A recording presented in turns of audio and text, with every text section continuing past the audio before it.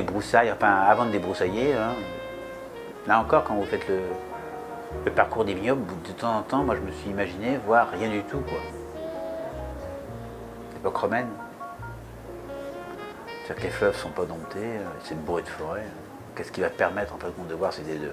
Alors, en fin de compte, c'est une succession de générations avec des éléments sociaux très très forts.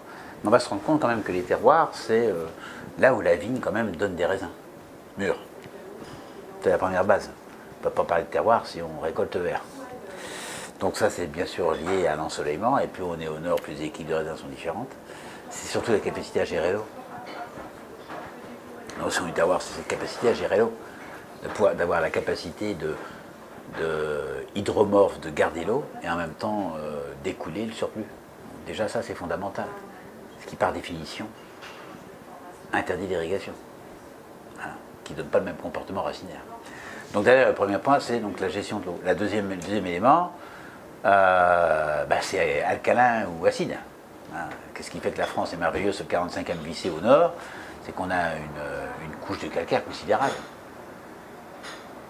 Globalement, il n'y a pas de calcaire, il n'y a pas de grand vin.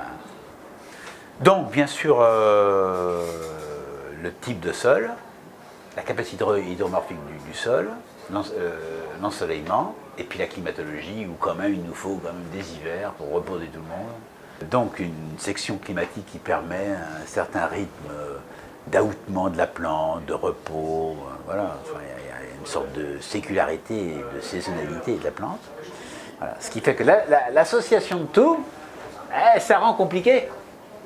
Ça raréfie l'élément. Parce qu'on peut avoir le sol, est-ce qu'on a vraiment la climatologie, on n'est pas trop chaud, trop froid l'hiver? Est-ce qu'on n'est pas trop sec? Voilà. Donc cette succession fait qu'on a implanté des vignobles dans ces endroits qui étaient merveilleux pour avoir de la vigne. Puis après, voilà. Sélection des vignes, ils sont tous issus du Gouais d'ailleurs globalement. Et puis on va se rendre compte que le pinot noir, il n'est pas arrivé comme ça. Hein. C'est une sélection continuelle, un travail de moine. Hein. On va se rendre compte. Non mais c'est ça. Hein. Le Cabernet Franc, c'est le père de tous les cépages de Bordeaux. Hein. Ah, 15 ans de concours. Comme je disais à la fin, je pensais que la vie n'existait pas sans les concours, tellement j'en ai fait. Il a fallu me sevrer. Hein. Un concours, le concours où tout fonctionne, tu veux dire, où tu sens que tu lâches tout le monde dans l'Alpe d'Huez, c'est ça? Peut-être l'Europe. Ouais, l'Europe. C'était le plus... Ouais, l'Europe. L'Europe et la finale du meilleur jeune sommelier de France à Bordeaux. Pour deux raisons. La première, c'est que la finale du meilleur jeune sommelier de France à Bordeaux en 87, c'est tout ou rien. Ma femme a ras-le-bol, parce qu'on n'a pas de boulot. Ça fait 1 an que je fais un CAP de comptabilité à l'école des anciens combattants de Rennes. Si je gagne pas le concours, c'est terminé. Fini les planches. Donc là, il y a vraiment, c'est le dernier parce que j'ai 25 ans. Et là, après, c'est foutu, tu vois le truc, quoi. Dans ce concours, ça va être... quand je passe la qualif, et que je vais en finale, je dis, mon Dieu, il faut le faire. Et ça va être compliqué, hein, parce que les notes vont être là, mais après, les décisions vont être compliquées vis-à-vis du handicap. Mais ça va fonctionner. Il y a des gens qui vont y croire. Non pas Gessner. Donc ils vont jouer. Voilà. Mais ça va fonctionner après. Et puis le concours Europe, parce que là, tout va bien, quoi. Tout va bien. Le questionnaire va bien, les épreuves vont bien, tout ça. Voilà. Des fois, ça arrive, hein. Et tu sens que ça monte, là, puis tu sens le public avec toi, tu vois. Donc t'en rajoutes un peu, quand même. Pas sur la scène, mais toi, tu t'en profites. Puis après, tu as la possibilité d'ouvrir une fenêtre où tu vas parler vraiment des choses. Et là, tu vas appuyer. Et là, c'est génial. Professionnellement, celui qui a été celui qui m'a le plus impressionné, c'est Enrico.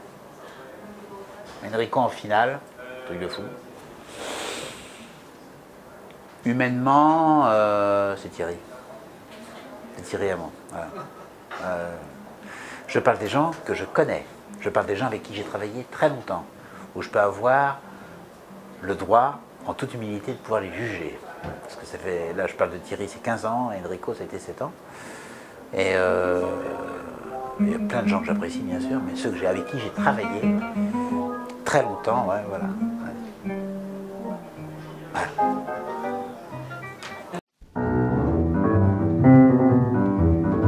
Ah,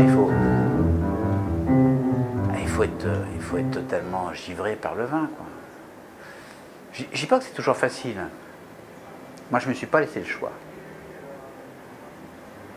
Mais je trouve que c'est dommage que ce sommelier n'aille plus sur le terrain. À la Poularde, je passais un week-end par mois, qui était à l'époque sur les jours de congé, donc c'était compliqué. On avait 3 enfants, donc tu ressens pas la même chose. C'est comme quand tu achètes, si tu vas à Chausey voir comment on va relever le homard et quand tu les vois Rungis dans une caisse en polystyrène. Bon, c'est pourtant 2 homards, mais ton émotion, ce que tu vas ressentir, les éléments que tu vas voir, bien évidemment que tu vas les retransmettre au client. Et ça, c'est pas un livre qui parle, c'est tes émotions avec tes mots. Donc tu nourris en fin de compte, celui de gauche là, tu nourris par tous ces souvenirs. Donc c'est très important d'aller voir les vignerons. Et les vignerons le disent, ils disent on aime bien voir les sommeliers. C'est des intégrations intellectuelles qui vont te permettre d'avoir un recul. Tu sais, quand tu goûtes le vin au départ, c'est franchement très compliqué. Mais tu comprends rien. Tu sais, tu as les formes sphériques de dégustation. Oui. Tu te dis, c'est pas ça que j'ai dans la bouche. Hein, tu comprends pas ce que c'est que les tanins. Je me rappelle, qu'est-ce que c'est que le tanin? C'est quoi le tanin? C'est quoi ça? Ouais, c'est un peu, tu sais, quand tu manges une noix, la brune noix, ouais, d'accord, ok. Tu comprends rien. Donc tu vas te construire. Des fois, tu vas te mentir. Beaucoup, pour paraître. Puis les années vont passer. Mais à force de dégustation, de ton recul, de l'observation que tu as vue avec les vignerons, toute ton analyse, elle va s'affiner. Et tu vas prendre conscience de ce que peut être l'équilibre d'un vin. Voilà. Et ça se construit. Il y a des gens qui vont très vite, des gens qui vont moins vite. Mais tu ne peux pas te permettre de... Alors des fois, il y a des gens qui vont très vite. Bon, ben, c'est pas le débat. Le débat, l'intérêt, c'est la progression que tu vas avoir. Voilà. Et dans l'intégration de ta progression de dégustation, tu vas incorporer le paysage viticole d'où le vin est venu. Et après, c'est beaucoup plus épanouissant.